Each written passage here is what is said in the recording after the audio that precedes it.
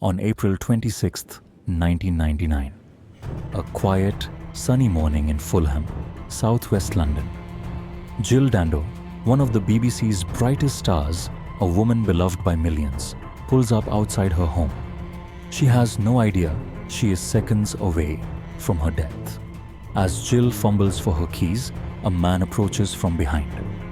In a sudden, ruthless move, she is forced to the ground. A single shot is fired, point blank to her head. The bullet tears through her skull.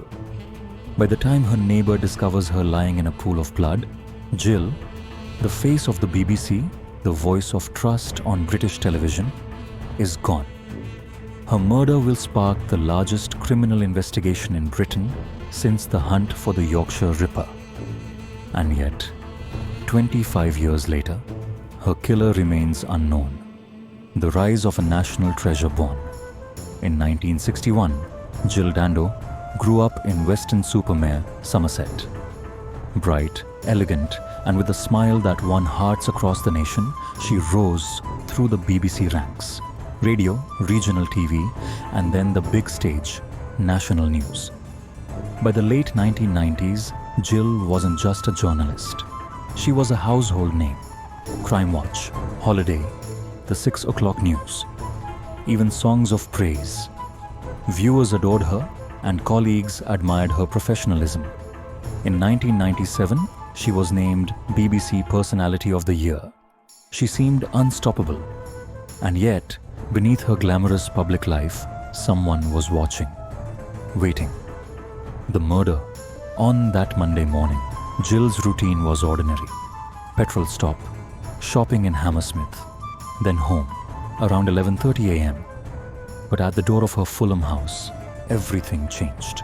The assassin pressed the barrel of a 9mm pistol against her temple. The shot was cold, clinical, execution style.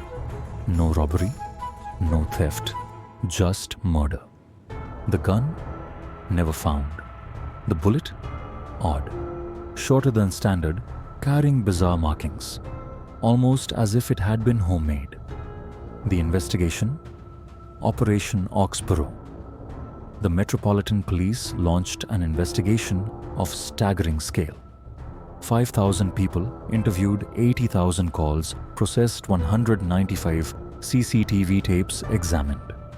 And yet, the trail was ice cold. Witnesses gave a vague description of a man, well-dressed, dark-haired, about 6 feet tall, seen near Jill's house. But no clear lead. Suspects and theories. At first, investigators looked close to home.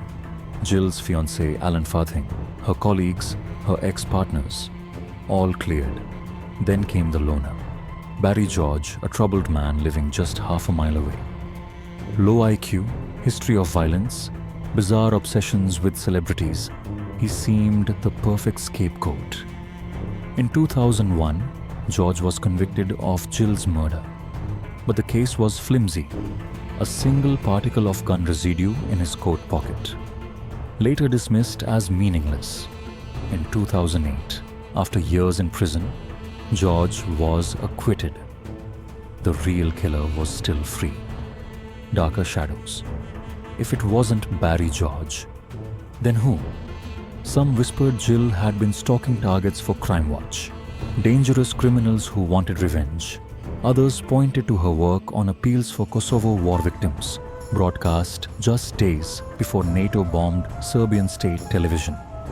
Could Jill have been executed in retaliation? There were even rumors she had stumbled onto evidence of powerful pedophile rings, information dangerous enough to silence her forever. Every theory pointed in a different direction. But one thing was certain. Whoever pulled the trigger knew what they were doing. 2 decades of silence. In 2019, 20 years after Jill's death, the BBC released a documentary. Millions tuned in, but no answers emerged. Her brother Nigel still pleads for justice. But with every year that passes, the truth seems to slip further into the shadows. Who killed Jill Dando? Was it a lone madman? A professional hit? A political message? Or something far darker, hidden within the powerful institutions she worked so close to. The case remains unsolved, and Jill's smile, once the most trusted in Britain, remains frozen in time.